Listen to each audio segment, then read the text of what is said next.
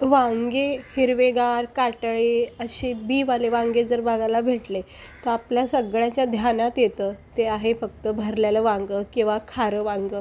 म्हणजे एकदम प्रचंड इच्छा होती असे वांगे बघितले की खारं वांगं बनवायची. तर आज ना भाजीवालीकडे ना इतके छान गावरान पद्धतीचे वांगे मला बघायला भेटले. तर मस्तपैकी झणझणीत अगदी गावरान बेत केलेला आहे मी खाऱ्या वांग्याचा. इकडे बघू शकता इतका छान सोप्या पद्धतीने अगदी सिंपल पद्धतीने पण खायला मात्र इतकी छान चव लागते ना. म्हणजे अशा पद्धतीने तुम्ही हे वांगं करा. खूप सोपी पद्धत आहे, काही झंझट नाही, कुठलं वाटण नाही करायचं जास्त, पण गावरान पद्धतीने झमझमीत असं हे तोंडाची चव वाढवणारं खारं वांगं मी आज बनवलेलं आहे. भरलेलं वांगं वेगळं आणि खारं वांगं वेगळं. फक्त लाल मसाला मिरचीचा असतो, पण बघू शकता इतके छान लागतं ना हे खारं वांगं. म्हणजे भरलेल्या वांगापेक्षा मला हे वांगं खूप आवडतं, खारं वांगं. तर त्यासाठी आपल्याला काय लागेल बघा, शेंगदाणे आणि मी इकडे लसूण घेतला आहे. शेंगदाणे लसूण. आता खारं वांगं असतं ना ते हिरव्या मिरचीचंच बनलं जातं, त्यामुळे इकडे मी हिरव्या मिरच्या घेतल्या, झणझणीत अशा तिखटवाल्या हिरव्या मिरच्या घेतल्यात. आता आपल्याला ना हे शेंगदाणे लसूण आणि हिरवी मिरची भाजून घ्यायची आहे. शेंगदाण्यासोबत तुम्ही थोडंसं सुक्का खोबरंसुद्धा भाजू शकता, पण मी सुक्कं खोबरं ना नंतरून टाकणार आहे. हे पाहू शकता शेंगदाणे भाजून झालेत. आपण लसूण आणि मिरची जरा भाजून घेऊया. थोडंसं याला कडक करायचं, काही जास्त करपून द्यायचं नाही, म्हणजे जास्त वेळ काही भाजायचं नाही. फक्त याच्यामधला ना थोडासा कडकपणा वाढला की काढायचा. आता बघा शेंगदाणे लसूण चांगलं मी वाटण करून घेते. मिरची शेंगदाणे लसूणचा मस्त वाटण करून घ्यायचं. जाडसरच करायचं, अगदी बारीक नाही बनवायचं. हे अशा पद्धतीने. तर ह्यामध्ये ना थोडीशी मी कोथिंबीर टाकते. शेंगदाणे लसूण मिरचीचं वाटण केलं आहे, थोडीशी कोथिंबीर, आणि आता इकडे मी 2 चमचे सुक्या खोबऱ्याचा किस टाकते. मस्त वाटतं, वांग्याला छान चव येते. त्यानंतर थोडा गरम मसाला टाकला आहे. थोडंसं आपण इकडे चवीनुसार मीठ टाकायचं, हळद टाकायची, धना पावडर टाकायचं. खाऱ्या वांग्याला मसाला स्किप करायचा, मसाला अजिबात वापरायचा नाही, लाल तिखट. फक्त हिरव्या मिरचीचं हे वांगं बनलं जातं. सगळे मसाले, कोथिंबीर, शेंगदाणे लसूण मिरचीचा जो कूट केला ना त्याच्यामध्ये एकजीव करून घ्यायचं. मसाला सुक्का वांग्यामध्ये पॅक राहत नाही, पडला जातो तेलामध्ये, त्यामुळं ना याला थोडंसं ओलसर हाताने चोळून घ्यायचा, जेणेकरून मसाला ना वांग्यामध्ये पॅक राहतो, तेलामध्ये निसटत नाही. त्यामुळं मी ह्याला जरा पॅक केले. आता आपण वांगे कट करूया. आता इकडे तुम्ही पाहू शकता हे गावरान पद्धतीचे वांगे बघा, इतके छान लागतात ना. ह्या वांग्याला चव खूप असते, म्हणजे ना नॉर्मल वांग्यापेक्षा ना ह्या वांग्याला चव छान लागते.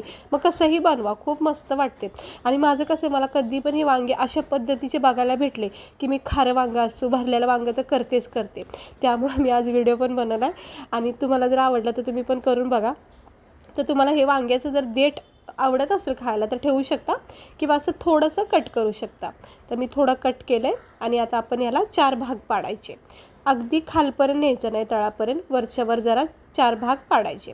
तळापर्यंत जर पाडले तर ते फोड्या असतात ना, 4 फोडी त्या तुटल्या जाऊ शकतात, मग आपल्याला मसाला भरता येणार नाही. हे असं 4 फोडी वरच्यावर करायच्या.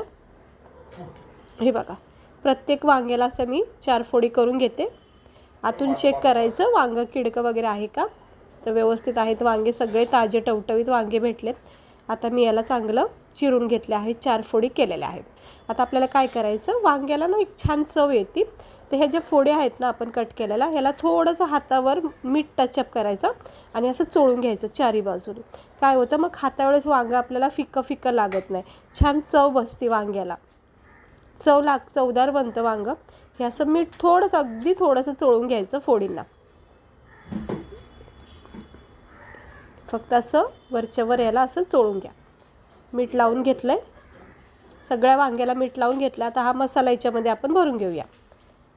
तसे फोडी जरा थोड्याशा अशा खोलून घ्यायच्या आणि मग थोडा हा मसाला जो आहे आपण बनवलेला तो याच्यामध्ये सेट करायचा. अगदी थोडाच भरा, काय जास्त भरायचं नाही, कारण मग ते वांगंसुद्धा आपल्याला खाण्यात आलं पाहिजे. नुसता मसाला खाण्यात काय अर्थ नाही. तर मी इथे थोडंसं वांग्यामध्ये मसाला भरते. आणि थोडा ओला केल्यामुळं बघा कसं पॅक राहतो याच्यामध्ये, मसाला अजिबात निसटत नाही. आणि याला असं दाब द्यायचा, थोडा दाब दिला की मसाला आतल्या आत पॅक राहतो. बघा किती मस्त झाले वांगं भरून.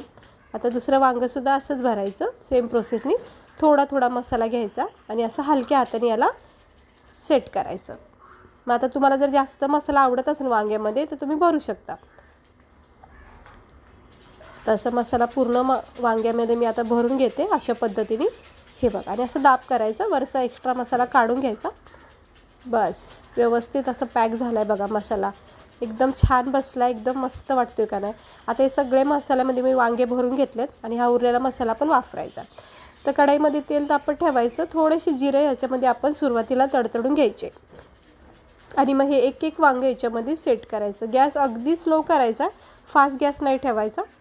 आणि हे वांगे सगळे आपण जे मसाल्यात भरून घेतलेत ते याच्यामध्ये अशी सेट करायचे आणि उरलेला जो मसाला ना ते सुद्धा याच्यामध्ये टाकून घ्यायचा. असं तेलामध्ये थोडंसं परतून घेतलं की मग चांगली चव येते वांग्याला. आता हे चांगलं परतून घेतलेलं आहे. आता याच्यामध्ये मी सुक्का मसाला उरलेला टाकते. ह्याच्यासोबत सुद्धा आता मिक्स करून घ्यायचं आणि एक वाफ येऊन द्यायची. म्हणजे 1 मिनटं झाकण ठेवून चांगलं जरा तेलामध्ये परतून घेऊया. आता याच्यावर मी झाकण ठेवते. 1 मिनटं झाकण ठेवून वाफ देते. आता 1 मिनटानंतर बघू शकता तुम्ही, याला वाफा सुटलेल्या आहेत आणि चांगलं तेलामध्ये हे वांगं सुरुवातीला भाजून निघलेलं आहे. आता आपण याच्यामध्ये अगदी थोडं पाणी टाकायचं, कारण वांग्याचा सगळा कच्चापणा निघून जाईल. आणि वांग्याला काही जास्त गाळ पण नाही शिजवायचं, लागेल तसं थोडं थोडं पाणी टाका. पण सध्या वांगं पूर्णपणे कच्चं आहे त्यामुळं मी पाणी टाकले. आता झाकण ठेवायचं आणि 1-2 वेळा अशा वाफा चेक करायच्या. हे असं अलटी-पलटी करून घ्यायचं, म्हणजे दोन्ही साईडून व्यवस्थित चारी बाजूनी वांगं शिजलं जाईल. हे बघा कसं वांग्याचं टेक्स्चर बदलत चाललेलं आहे. म्हणजे वांग्याची जी स्किन आहे ना ती शिजत चाललेली आहे, नरम पडत चालली. झाकण ठेवत राहायचं आणि एक 5-6 मिनटातच हे वांगं स्लो गॅसवर तयार होतं. फक्त अधूनमधून जरा असं चेक करत राहायचं, अलटीपलटी करत राहायचं, म्हणजे कसं मसालासुद्धा चिटकत नाही मग खाली. बघा पाणी मी अजिबात टाकलं नाही, तेवढ्याच पाण्यामध्ये मी पूर्णपणे वांगं हे शिजून घेतले. आता हे वांगं परफेक्ट झाले आहे तयार. थंड करून घेऊया. एक 5 मिनटामध्ये 6 मिनटातच हे वांगं, खारं वांगं तयार होतं. आता झालं आहे बघा परफेक्ट हे वांगं खाण्यासाठी तयार आणि शिजलं पण आहे चांगल्या पद्धतीने. बस जास्त गाळ नाही करायचं, वांग्यामध्ये थोडासा कडकपणा ठेवायचा. आणि थंड केलं आहे तर पाहू शकता हे आपलं खारं वांगं किती मस्त झालं बघा खाण्यासाठी. हे असं गावरान पद्धतीने हे नक्की करून बघा. वांगं खूप छान लागतं खायला. हे बघा मस्तपैकी शिजलं आहे, जास्त काही गाळ केलं नाही आणि हे मसाल्यात भरलेलं आपलं हे खारं वांगं. तर प्लेटमध्ये आता गरमागरम आपण याला सर्व करूया. असं गरमागरम वांगं ज्वारीच्या भाकरीसोबत, बाजरीच्या भाकरीसोबत खूप छान लागतं. भरलेल्या वांग्यापेक्षा ना ह्या खाऱ्या वांग्याला खूप छान चव लागते. आणि असे काटाळे बीवालं वांगं भेटलं तर नक्की करून बघा, खूप मस्त वाटतं. अगदी तुम्हाला गावाकडची आठवण येईल इतकी छान हे खारं वांगं बनतं. तर माझं तर खूप फेवरेट आहे, तुम्ही पण नक्की करा. जर तुम्हाला खारं वांगं किंवा भरलेलं वांगं आवडत असेल तर तुम्ही अशा पद्धतीने खारं वांगं करून बघा. ज्वारीच्या गरमागरम भाकरीसोबत, बाजरीच्या भाकरीसोबत किंवा डाळ भात वगैरे असेल तर तोंडी लावायला सुद्धा तुम्ही सुक्की भाजी म्हणून बनवू शकता. तर कशी वाटली रेसिपी? आवडली असेल तर लाईक करा, चॅनलला सबस्क्राईबर करा. अशाच छान छान मस्तपैकी गावरान रेसिपी बघण्यासाठी भेटते मी तुम्हाला पुढच्या व्हिडिओमध्ये.